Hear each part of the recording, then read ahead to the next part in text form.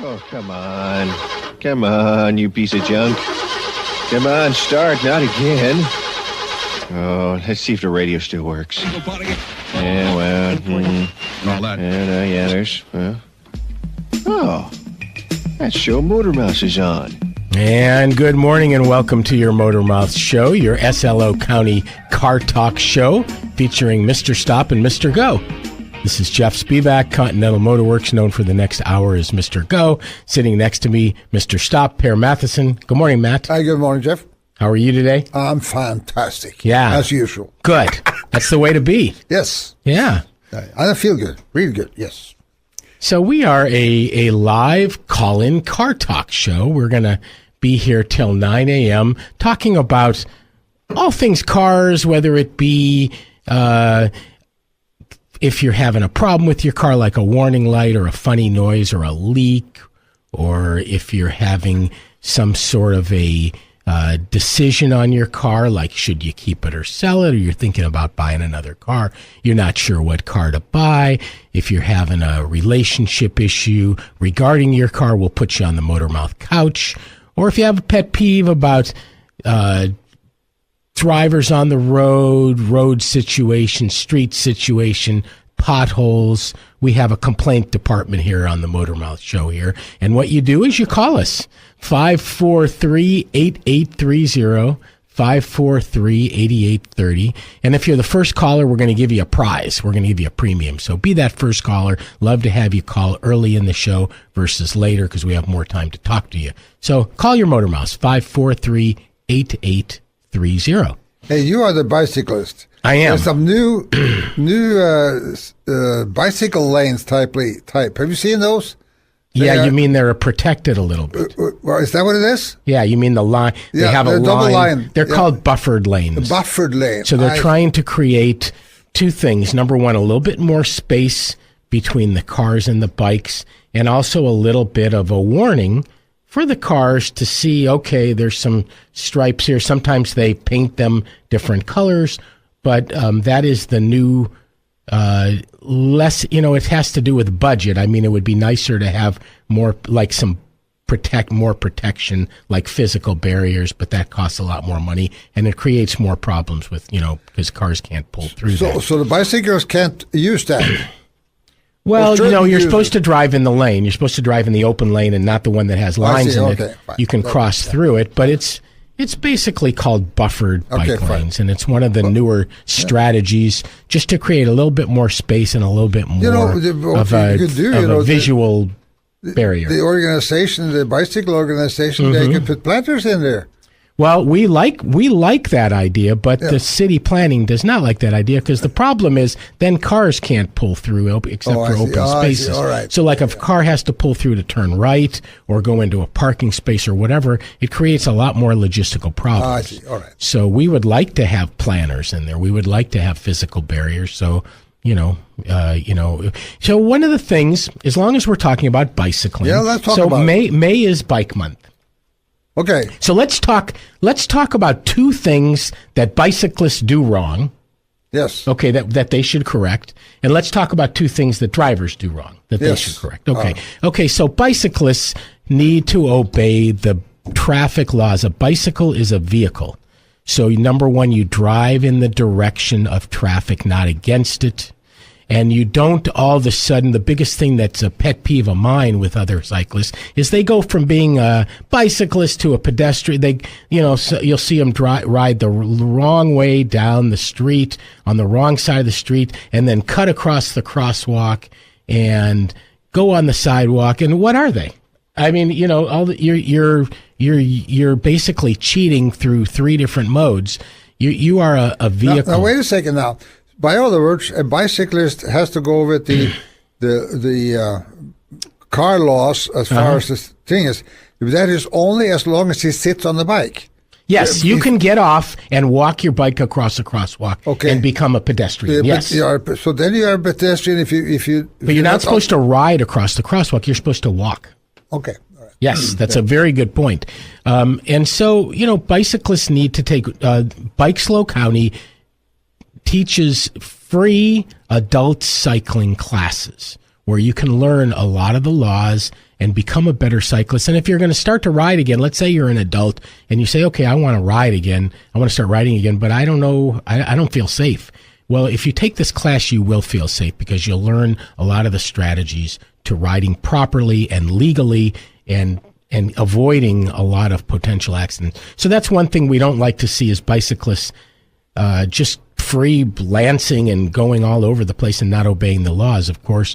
And then, of course, going through stop signs, going through lights, riding outside of the bike lane. I'll talk a little bit about that because there are reasons to ride out of the bike lane sometimes. But a bicyclist should be obeying the traffic laws, and a lot of them don't. And we need a lot of education, and we need enforcement. And I don't have a problem with any of that.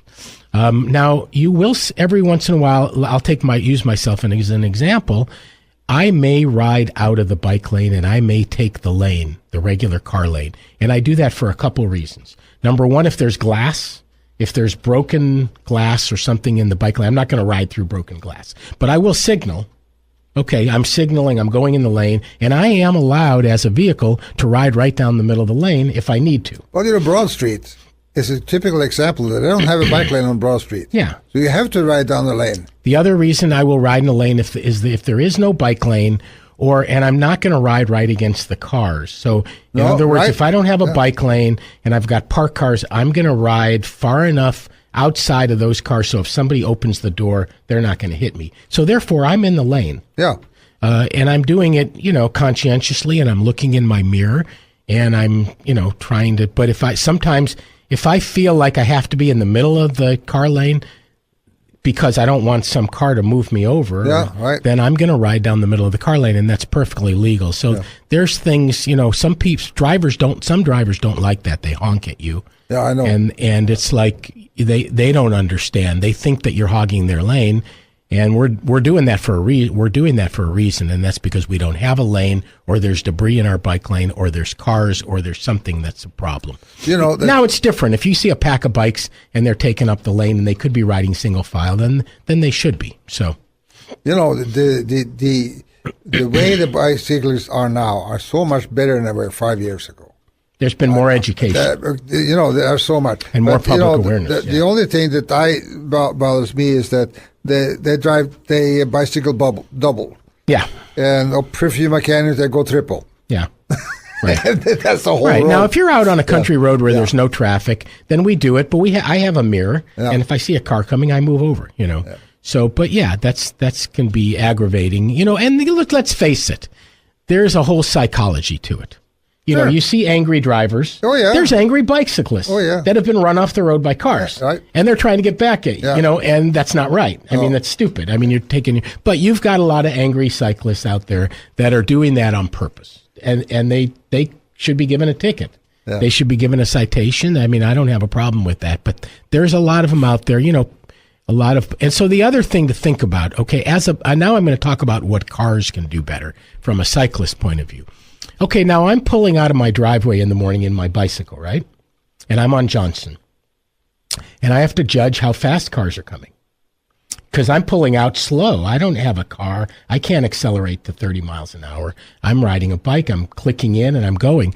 Well, if cars are driving the speed limit, then I can judge that. I can judge my distances. Yeah, right, exactly. It's a huge factor for a bicyclist if people are driving 50 instead of 35. Sure. Because I can't judge. I don't know if somebody's at the crest of the hill and I have enough time to get out because I think they're going to go the speed limit. Yeah, right. Then I can get out. But if they're coming 60 miles an hour, then it's a close call. Well, they can't drive 60 miles an hour. They do. Down Johnson? Oh, yeah. All the time. So if you have to realize that driving the speed limit has a great effect on bicyclists, and I really appreciate it. I'm constantly saying thank you to drivers that drive the speed limit because it's rare. So anyhow, and using your turn signal for a bicyclist is amazing. So if I see somebody at a stop sign and I'm coming down and I know whether they're going to turn right or left, makes a big difference in what I do. Oh, sure. And it'll help me a lot. Do they actually make flasher units for like turn signals for bicycles? They probably do. They probably have them in Amsterdam, but I use my arms I signal. Yeah. And I don't do this one because it's too confusing. I just point. I point. Right. I'm going that way, sure. or I'm going that way. The biggest one I notice is sailing through a traffic light or a stoplight or stop sign. Yeah. Just going right through it. Sure. And that is there for all traffic, not just cars. Absolutely. Yeah, I just said that. Yeah. I just said we want to have bicyclists definitely stop at everything. But now we're talking about what cars should do. So anyhow, that's one thing, is driving the speed limit. And then just the biggest accident happens turning right because the driver says, I didn't see him. Okay. So once again, if you're not distracted, if you're not on your cell phone when you're driving, and you're paying attention, then you're going to see the bicyclist. If you're not paying attention, you're not going to see the bicyclist. There's a lot you're not going to see. Yes, well, that's true. The thing is that you are so used to looking out for cars when you're driving that the bicyclist or a motorcyclist is the same thing. Yeah. Except the motorcyclist, I wish that they would stop running between the cars. Oh, man, and that's legal. Yeah, I know it's legal, but it's crazy. It is scary. It's very scary. But the thing is that there's a speed limit. They can only go through between cars at 5 miles an hour. Is that right? Is that the law? Yeah. Okay. But they don't. They go, and some of these are very noisy and scares you. So we're Matt and Jeff. We're the Motor Mouse. We're here for the next bicycle mouse now till 9 a.m. Talking about cars, and we would like you to call us. I mean, we could talk for the next hour. And I think we're semi-interesting, but this show is so much more fun and interesting for us when you call. So please give us a call. Anything related to cars. Love to talk to you. Phone lines are open 543-8830. And if you're the first caller, then we'll give you a premium. So 543-8830. Call your Motor Mouse. So, okay, let's get off of our bicycles. And so, but if anybody out there has anything to say about that, we'd love to hear from you. It is Bike Month. So my brother-in-law teaches driving for Smith Driving Systems, and I was down there in the LA area this weekend, and he put me through an abbreviated version of his class, which I thought was super interesting. I really liked it. And so we spent about an hour on the computer, and he was showing me different techniques. And, he's got a whole mock-up of cars and lanes and consequences of doing this versus this versus this. And then we did an hour driving. And it was great. I loved it. So their biggest goal for you, and like Matt has talked about, Matt always talks about, hey, I go down to Santa Maria and I stay out of the pack. Yes. So there's you kind of, when you're driving, your human nature is to get locked into that competitive thing. No. And so they teach you to get out of that. That's the very first thing they talk out of, is stay out of the competitive way of driving in the competitive pack and drop back a little. Yes. And it kind of is fun when you could actually do it as an experiment. Drive from San Luis Obispo to Santa Maria and do it two different ways. One way, drive crazy, drive in the pack and be competitive and drive 10 miles over the speed limit and time yourself and see how fast you get there, number one, and then see how much you enjoyed it. And then the second time, do it, drive the speed limit, stay out of the pack, spend 100% of your energy on looking ahead and looking in your mirrors and scanning your mirrors and constantly staying out of the pack takes a lot of your energy, because you have to consistently be slowing down, speeding up, and scanning, and you can't be doing anything else. You can't be looking at your cell phone. You don't have time. No. There's too many other things to do. And then number one, see how you enjoyed it. And number two, see how long it took you. And I would bet that it's a matter of minutes. I mean, I bet it's I bet it's 5 minutes difference. I don't think so. Probably 5 from San Luis to Santa Maria. If the guys are doing 75, 78 miles an hour. Yeah, sure. Yeah. It's going to make a difference versus 65. But it's so much easier to drive this way. Of course, you figure out most of the commuters that goes down there, they drive about 70, 72 miles an hour. You set the speed. You set your speed on that, and and then of course the distance to your car in front of you keep at about four car lengths. We use seconds instead of car lengths is not good. 4 seconds. Yeah, okay. Which is a lot more than that's 20 car lengths. No. At 65 miles an hour, it probably is. Well, then too many cars are going to pass you. The trucks That's are all going to right. pass you. That's all right. That's the whole point, is getting out of that competitive, not even worrying about that. So anyhow. Yeah, but see all right. I don't think that helps in the traffic flow.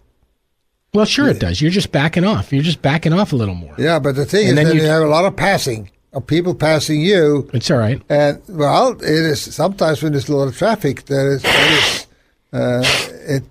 you can also react. If you see somebody passing you, you can even move over in the lane to the right and be away from them. Yeah. Well.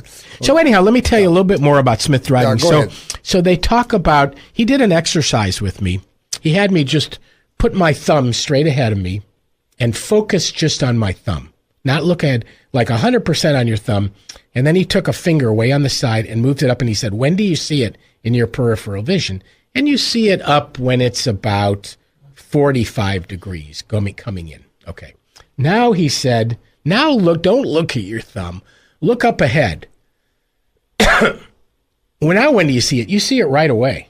When you're not focusing on your thumb and you're just looking ahead, you see that out of your peripheral vision right away. And his point is, if you're focusing on the brake lights on the car ahead of you, because you're so close to them, then you're not going to see a whole lot of other things that you should be seeing. But if you're looking 15 seconds ahead, like you've talked about also, well, sure, raise your point of view. Don't focus right ahead of you. No. Raise your point of view and look 15 seconds ahead, and you see a whole lot more. Sure. I mean, the thing is that I drive 3 cars, there's 3 cars ahead of me. When their brake light goes on, then I react to that. That's the way to drive. Yeah. And it's safe, and you anticipate a lot, and then you don't even have to be hitting your brakes anymore. You just can slow down. You can take your foot off of your gas or whatever if you're anticipating. Otherwise, everybody's just hitting their brakes at the very last second because they're not watching, you know. So looking ahead 15 seconds is one of their big deals. Yeah. Following 4 seconds behind, and then continuously scanning your mirrors. Oh, absolutely. So all 3 of your mirrors and having them set up properly. And then just staying out of the competitive pack. And if you do that, you're constantly working at driving. Right. And you don't have time to be distracted. That's right. Let's talk to Dennis from Paso, see what he wants to talk about. Hi, Dennis. Good morning. Well, I called a few weeks ago. I believe it was about my '06 Uplander with the light on and coming up on a smog issue. And you told me to call you back, and I don't remember what your advice was.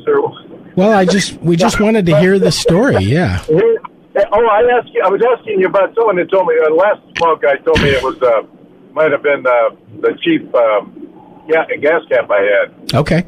Well, you guys poo-pooed that, and so did the guy that I had worked on it. Yeah, he said, ran the scans, of course, and first of all, he told me, oh, you got a bad, some little $35 thing with vacuum hooked to it. So it's either a vent solenoid or a purge solenoid. Purge solenoid, exactly. That's what it was. Okay, good. And anyway, so that took care of that one issue. And then he rescanned it after I put that on, and he said, "Oh, it looks like your thermostat's not getting Okay, so you had another fault code for your cooling system, like a PO 3 something. Okay. Whatever. Anyway, I had poo-pooed that a few years ago because the heater works real quick, and it comes up a little bit, but it never came. All the time I had it, it never came up halfway. Which on the gauge, they don't have any numbers anymore. They just have marks, And so I figured it was good if the heater was working. Sure. Well, it wasn't because he changed the stat, which actually it cost a couple $100 to get the thermostat changed, for crying out loud. Yeah. It was underneath the intake manifold on the plenum or whatever.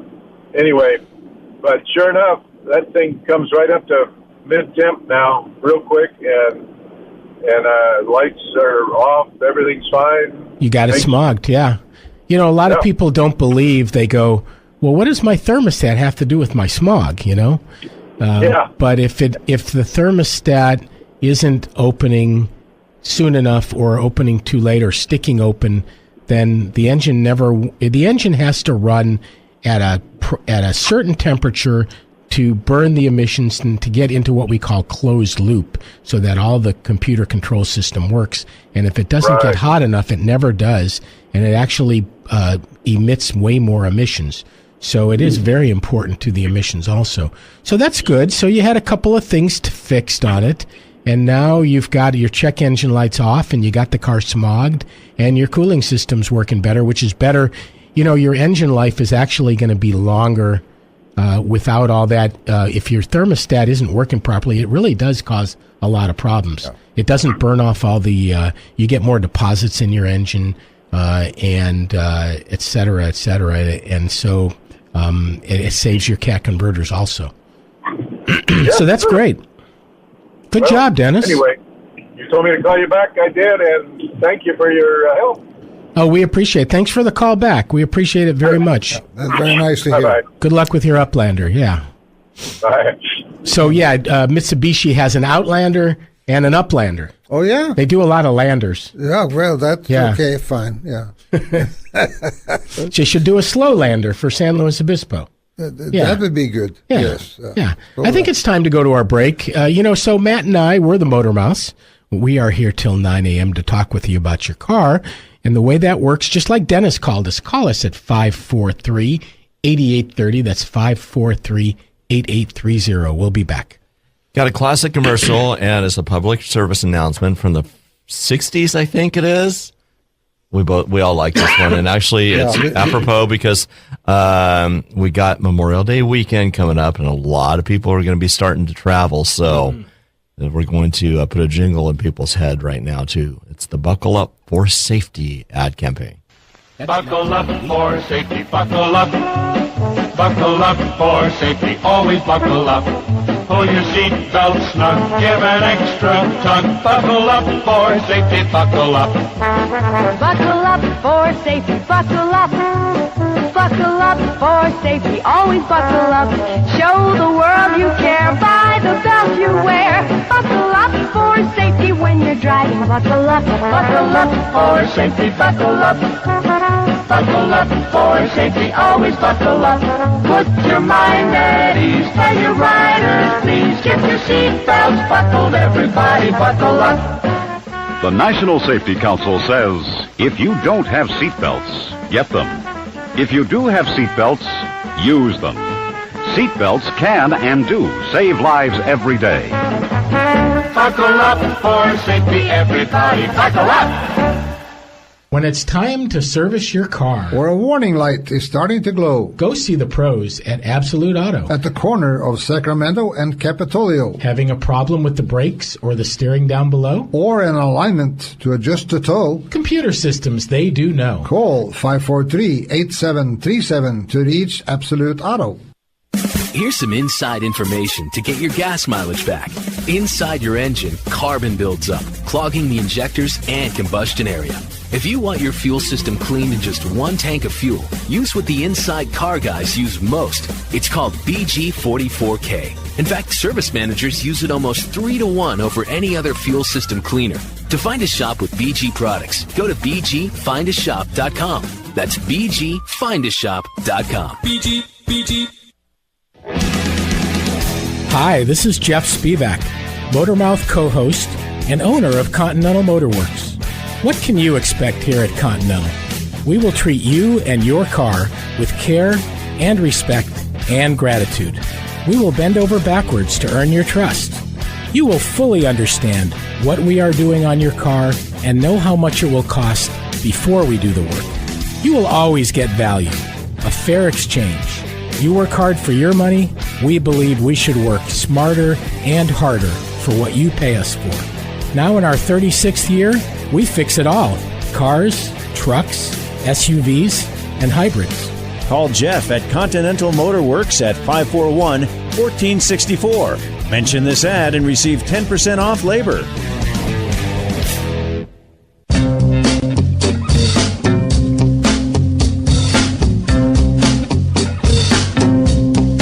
Mustang Sally. Okay, we're back with Mustang Sally on the Motor Mouse. And we're Matt and Jeff. Talking about buckling up. Buckling up. Yeah, in the 60s, that's before the manufacturers started putting them in the cars. Yeah. The JCs in San Luis Obispo was a pretty big organization at that time. And we went together with the Mechanical Engineering Society at Cal Poly, and we set up a clinic. And we installed seatbelts 2 Saturdays in a row. It's not an easy thing to do either. Well, we had it done. We sold 2,000 seatbelts in 2 weekends. And we had 10 ramps. We had ramps setting up out on the on the parking lot, and we had an air compressor, and we had impact wrench tools, and we had punches, and we would take and run the front wheels up on the ramp, and then get in and knock some holes in the floor and. And this was all for the JCs. The money all went to the JCs, right? Well, no. The money went to the Chris. We put a new roof with the money that the JCs made. You had a specific charity in mind. Yeah, and the Mechanical Engineering Society bought some equipment for what the heck's the name of the place at Cuesta College. Yeah. Where they have handicapped people. I think it was more of the handicapped people. Yeah. Achievement House, maybe? Achievement House, yes. There you go. Yeah. So they bought whole bunch of equipment for Achievement House with that money. That's fabulous. Yeah. But, I mean, we put 5 seatbelts in a Volkswagen bunk. Yeah. And, 5 people hardly can get in there. Right. And some of these cars are old cars. They had steel backing in the front seats. These were before the days of shoulder harness, so these are all just regular belts. Yeah. But it's good to have them. Yeah. And I think we sold them for. We kind of take that for granted now that every car's got seatbelts and you just put them on, and I think most people use them now. I think most people are that jingle worked great, and the public service campaign from the Highway Patrol has really. Well, we had movies from Highway Patrol showing accidents, and the promotional. They went out and spoke, and they had these films they gave to schools and so forth. No, it was really nice. And of course, cars now have these annoying beepers or buzzers if you don't put your seatbelt on. So. Most people are wearing them for one reason or another. Well, but it's your number one safety thing. Yeah, you notice that some people get killed in an accident because they didn't have seatbelts on. Especially passengers in the back seat. Yeah. I've said it before on the show. I wouldn't be here without seatbelts. I've been through car accidents that were not my fault, and a couple of them really bad. And there would not be any way they'd be sitting here without the seatbelts and airbags. There you go. Big difference, yeah. Makes a huge difference. You been sitting someplace else? Yeah.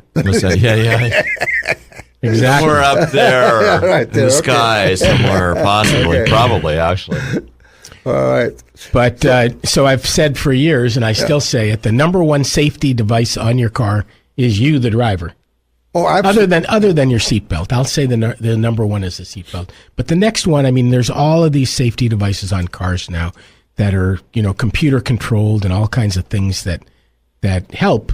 But the way you drive, paying 100% of your attention, driving safely, watching ahead, all of the things that we talk about is really, most of the time you're not going to have a problem when you drive, but you drive enough, and every once in a while you're going to encounter something that could be an accident or could endanger your life. And if you're really obeying the rules of the road and driving safely and 100% of your attention, all the things that we talk about, that's when it's really going to pay off. Yeah. I agree with you 100%. Yeah. I turn my telephone off when I'm driving, and I don't. Sometimes I don't even listen to the radio. So I pay attention when I do it, and I think I'm lucky because of it, because I haven't had an accident, a good one. I've had a bump, I hit a bumper or hit a fender or something. Well, probably some of that is just because you drive so well. So you're paying attention and you're being safe, and that's paid off for you in the long run. I learned to drive on an airport in Norway, in the Norwegian Army. 3/4 ton American trucks. Hey, let's get some phone calls here. Yeah. 543-8830. We're going to start begging pretty soon. You know, we would love to talk with you. Anything about cars. 543-8830. Call your Motor Mouse if you have a pet peeve about drivers on the road, if you want to talk about your car, if you got some funny story, or if you want to brag about your car, or if you're thinking about buying another car, we can give you some advice. If you're taking a trip and you want to know the things to check on your car, we can run you through a good trip check. Let's talk a little bit about that. So a lot of people are going to be taking summer trips, and you want to have your car serviced, you know, regularly before a trip, which is a great idea. But, you know, you can do a walk around, learn to do a walk around, especially if you're out on a trip, you know, just to kind of scan your car. So you want to look at the tires and make sure they look good. You look at the treads.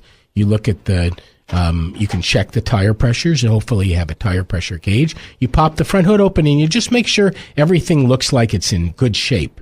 So you look at the oil and the coolant and the brake fluid and the trans fluid and the belts and the hoses, and just scan it. And the more you look at it, the more you know when something looks out of shape. Make sure your battery's nice and clean and the cables are tight. You don't have a bunch of corrosion growing out of there and nothing dripping underneath. And you've done a good scan on your car, and check all the lights too. Are we talking to Dennis from Paso? Yes, it's Dennis from Paso again. Hi, Dennis. Thanks for calling back. You're kind of lonely there. Hey, first of all, my Uplander is a Chevrolet. Oh, that's a Chevy Uplander. Sorry. Yeah, it's a it's a full-size van. I don't know. It's not a It's not a van like an E, a Ford E series. But anyway, it's an SUV, right? It's like a Venture. It's like a Chevy Venture. Oh, okay. So it is a van. Okay. Hey, anyway, first of all, Matt, you must be near 80 years old. Well, I'm over that. He's broken the 80, yes. I broke an 80. He looks good, though. I broke an 85s. Are you kidding? No. Yeah, I figured. I actually was on a committee, a Quest advisory committee with you for a couple of years there. It has to be 100 years ago. The trustee? Was trustee? Or what was it? How's that? Well, having to do with the automotive department, or? Automotive advisory. Okay, all right, fine. Yeah, okay, yeah. For a while, anyway. I was in the business. Well, that I've been on that committee since it was first started in the 60s. Yeah, I'm still on it. This would have been the mid-70s. So, Dennis, you were in the automotive business. What did you do? Oh, I had a general garage. I was almost always owner operator, single. What was your shop? It was in a Atascadero on El Camino. Okay. The old Cinchfield Tire building. I took it over. It's been vacant and empty for a long time. And I took it over. Actually, my rent was $150 a month there. Right there on El Camino, about 4 stalls. $150 a month. So you're talking the 60s, right? No, 70s. 70s. I think it was 70, wow. 71 when I went in there. Yeah, the labor rate, the shop rate was $9 an hour. I remember. Isn't that crazy? Yeah. Well, that's not crazy, man. Well, and I opened Continental Motor Works in 81, and we were at 18 an hour. Yeah. In 81. And now it's up to 115. Yeah. But, there's another thing that goes into that, and that is that when we had $9 an hour, the mechanics were working flat rate, and they were getting half of it. Yeah, exactly. Yes. Yeah. Today, now they get one third or one hourly, I guess, and with nicer they got half of the 100 they're charging now, huh? No, they don't. That's the problem. So how was your experience, Dennis, as a shop owner? Do you have fond memories of it, or?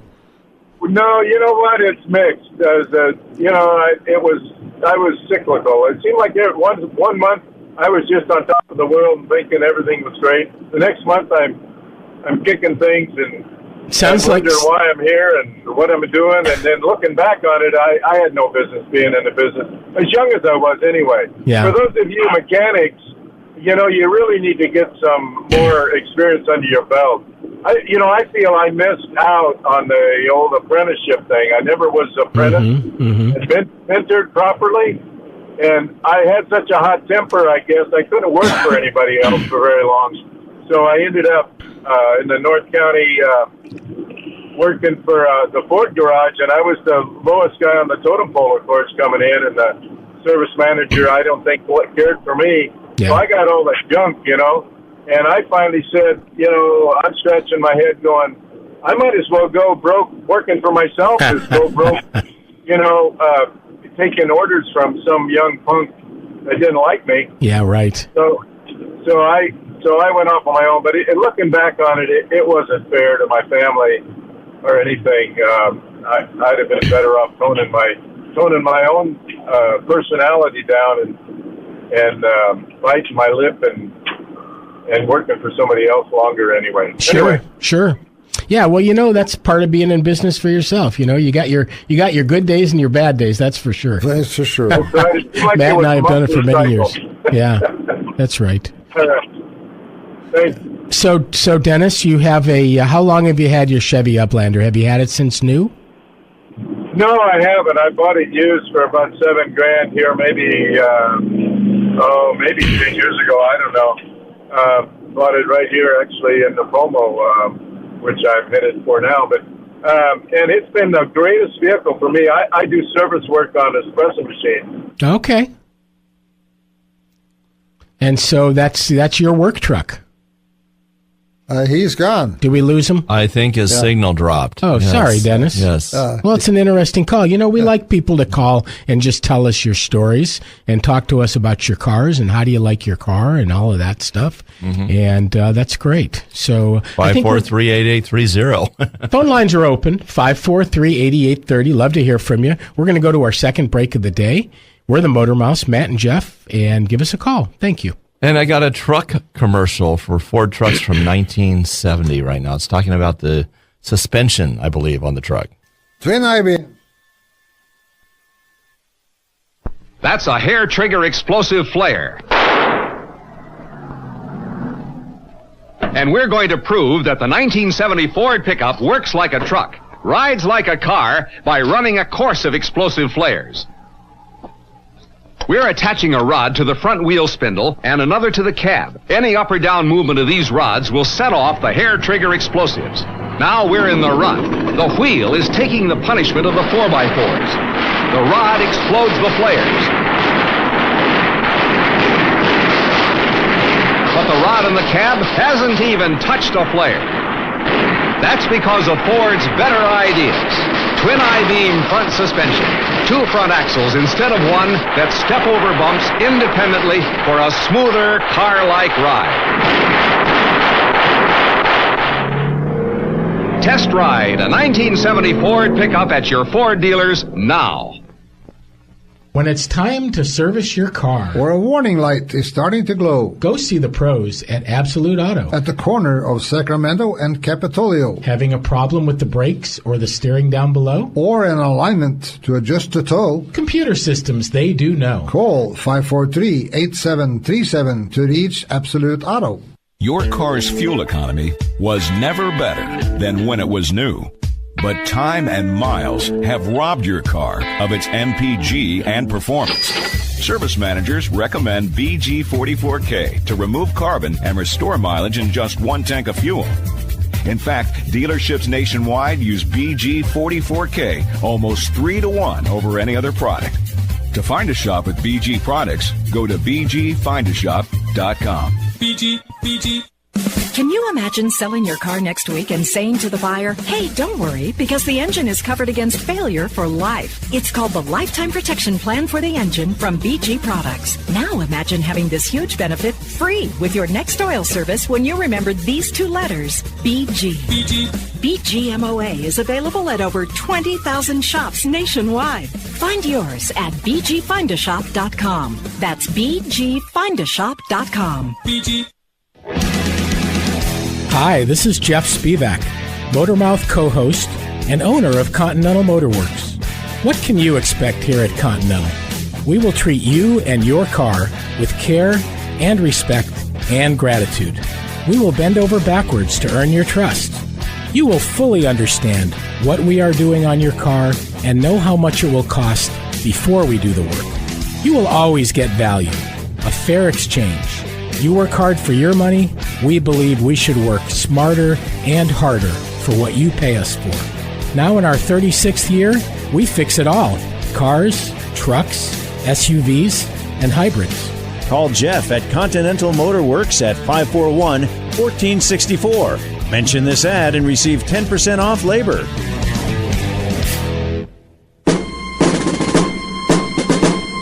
Breaker 19, this here's a rubber duck. You got a copy on me, Big Ben? Come on.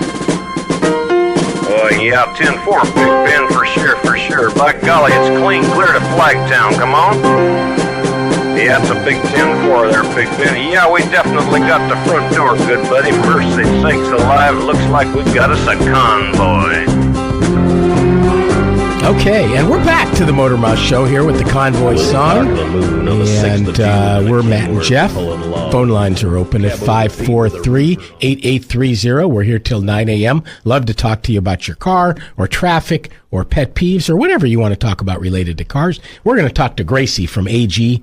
Hi, Gracie. Thanks for calling. Hi. I am 82 years old, and I am restoring a 1954 5-window Chevy pickup. Wow. And I am looking for the window surround on the interior side of the driver's side. The metal part that goes around the window and seals it to the door. And I can't find that anywhere. So where have you looked? I've looked at Brothers, so are you... J.C. Whitney, okay. LMC, Classic Auto Trucks. Just can't seem to find it. They say they don't make it anymore, and it's a very frustrating situation. So, and you have somebody that's restoring this car for you? Yes, it's basically almost done. Yeah. I just have to get there's some kind of thing called a spray that you put around the interior walls of the bed. The wood and metal bed is done, and it's painted, and I just have to get that spray around there to protect the sides. So what's the story of this truck? This one part. Has this truck been in your family for a long time, or how did you acquire this? What's the story of this truck? My brother had one when I was a teenager, and I loved it, and I always wanted it, and was never able to afford it. And when I got old, I retired, and now I have the money to buy it. So I bought it maybe 8 or 10 years ago and found it in Fresno. And it was really just barely held together. I mean, the motor ran because the basic truck was picked up, the bed of the truck was picked up and set down on the chassis of a Camaro. I see. So it has the Chevy motor and transmission in it. So have you been able to drive it? Yeah, I drive it everywhere. Oh, you do? You still drive it? Oh, so this is a regular truck that you drive? You bet. And you're just still fixing it up. Okay. Yeah. I'm just missing this one part, and I can't seem to find it. Wow, good for you. And is this an automatic or a manual? Oh, they didn't have the automatic that time. In 54, they didn't have it. No, come on. Listen, I couldn't drive. I'm old. I can't drive a stick shift. Okay. Come on. Okay. What, you haven't got automatic in the 54? Yeah, you bet. There you go. It's got a radio and heating and air conditioning and well, okay, and all right, belts, okay. which they never had. Yeah, so I put it all the comforts around. So I wonder if Dale is listening. Yeah. So we have Dale, who used to own American Muffler and Larry's Screen Shop. Yeah. And so he is I know he knows a lot about car restoration and sources And so hopefully, he might give us a call here. So keep listening in, and maybe someone out there will have some sources for you. I know, obviously, the person that's helping you restore this car, should have a bunch of sources that can find. I bet you can find it. He doesn't know where I can find it. He doesn't know where you can find it. Okay.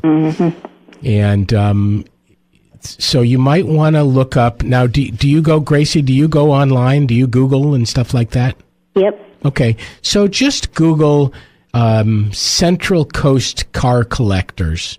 Talk to some of the people locally that put their cars in car shows. There'll be a group. There'll probably be car clubs. Okay.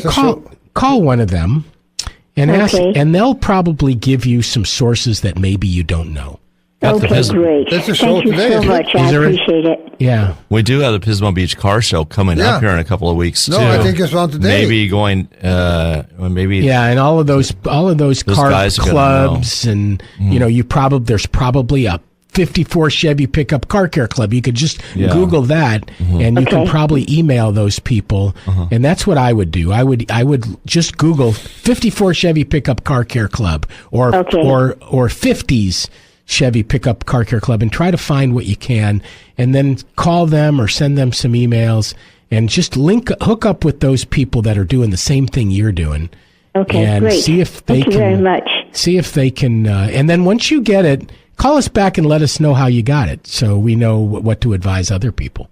All right, I'll do that. But I'm glad you're still driving that old pickup. That's awesome. So that sounds like great. a lot of fun. I drive it everywhere. Yeah. It's a bright yellow baby, and I park it as far away from the entrance as I can. I bet you look great in there, Gracie. Ding it. That's great. Yeah. What's been the biggest challenge with it, other than this window? Getting it. Well, it's been a nightmare. The guy who did the major restoration on it had it for a year and a half. And it's just a matter of getting it done. Like they put you on the back burner. She's an old lady. She doesn't need to get it done. And I do need to get it done. Right, so him, being without your car. I think I'm going to be too old to drive. The way you're going, I'll be too old to drive it when it's done. So, anyway, it's been a work in progress and a lot of frustration, but it's done mostly, and I'm just working on it. Well, good for you, Gracie. And how's your driving skills still? Are you still a good driver? Oh, yeah. Good. Yeah, I just had to take a driver's test for the first time in about 20-something years, and I passed. You can miss 25, and I missed 7. Nicely done, Gracie. And no, I'm a good driver. I drive faster than your normal person. My kids tell me I drive too fast, but I'm beginning to slow down because I want to stay here a while. That's right. We want you to stay here, Gracie. Hey, we appreciate your phone call very much. You're welcome. And keep on trucking with that 54 Chevy pickup. Thank you. Thank you for calling. Okay, from Gracie and AG, let's go to Paul and AG. Hi, Paul. Good morning. How are you? We're good. How you doing? I love your show. I've got a question about a 2003 Ford Expedition that we've had for obviously a while. The fan, the HVAC fan motor, isn't running. We have heat and cool, and the back system works fine. Okay. About less than a year ago, the fan was either full speed or off. And I did my own little research and found a speed control, I guess you call it. I guess it's right behind the glove box. Replace that at that time, and everything worked fine. And now there's nothing. There's no fan at all. Okay. So, yes, you hit the nail on the head there. Usually, the culprit is the speed control, or we actually call it the blower motor resistor. So it regulates the different speeds as you turn the switch with different speeds. This blower motor resistor or speed regulator puts different resistances to the blower motor and causes it to run at different speeds. And they burn up. And what happens is what when you have to look really closely, like when they replaced, they overheat and they start to melt the connector. And sometimes they melt the harness. So sometimes you not only have to replace the speed regulator or the blower motor resistor, you have to replace the harness or the connector, or sometimes even the blower motor if it melts enough. Because once it melts, everything connects improperly and it shorts everything else out. So my guess is that you go in there, if you're going to do this yourself, and look at everything with a bright light closely, and look at not only the speed regulator but the connector and all the wiring, and it probably got overheated and it needs a little bit more than that regulator. Is it reasonable to think that less than a year of replacing it could happen sort of again or worse? I'm guessing that it's... I looked at the harness last night, and a quick visual inspection looks pretty good. I haven't taken it out yet, and that's kind of my next step, I guess. Okay. But is it possible that a new one, I hate to say it said made in Mexico, so I don't know if that's a good thing or a bad thing. Yeah, yes, it could be. I mean, the most common failure is the speed regulator, but the fact that you replaced it already, logic would tell you that that's not it and that it's something else. So, I mean, the right way to test it is to get a voltmeter out and test, or a test light at least, and test, grounds and voltages from the switch to the speed regulator to the motor. Okay. And then instead of guessing by replacing a part, that you're fixing it properly because you've done a proper diagnosis. And you can probably, I am assuming you're working on this yourself. Well, this time we had a number of other issues come up, so I had somebody else look at it. And he sort of suggested that it was the same thing, but his research said it was in a different location in the vehicle, so it kind of caused me to start rethinking it myself. Yeah, so make sure, ask him, I'm sorry I have to close you out quickly because we have to close the show out, but I'm just going to say very quickly, make sure he's doing a proper diagnosis. And if he doesn't, so much. And if he isn't, take it to someone who knows how. You got it. And call us back next week and tell us how you did. Thank you, Paul. Take care. All right. Hey, we want to thank all of our Motor Mouth show players. Dennis calling about his 06 Chevy Uplander. Twice. And Gracie from Arroyo Grande driving her, an 82-year-old driving her 54 Chevy pickup. Very great. Paul from Arroyo Grande is having a blower motor issue with his 03 Ford Expedition. Hopefully we helped him out a little bit. Thank you to all of our callers and all of our listeners out there. We really appreciate it. Our sponsors, BG Products, you can look them up at bgfindashop.com, featuring such great products as 44K fuel system cleaner and synthetic transmission fluids and gear oils. Go see Absolute Auto, Jason and Charlotte at the corner of Capitolio and Sacramento, featuring locally owned, professional, honest automotive service and repairs and alignments. By the way, a big alignment machine that can cover your cars or trucks or RVs. Continental Motor Works, you can reach us at 541-1464 at 1101 Laurel Lane. And Bike Slow County, it's Bike Month. Get out there on your bike and support biking through Bike Slow County. Look at their website. See all the great things that are still happening this month. Well, it's going to be beautiful out there, and we're going to say the safest thing you can do in driving is leave early and drive the speed limit. Okay, enjoy your week. Thanks for listening.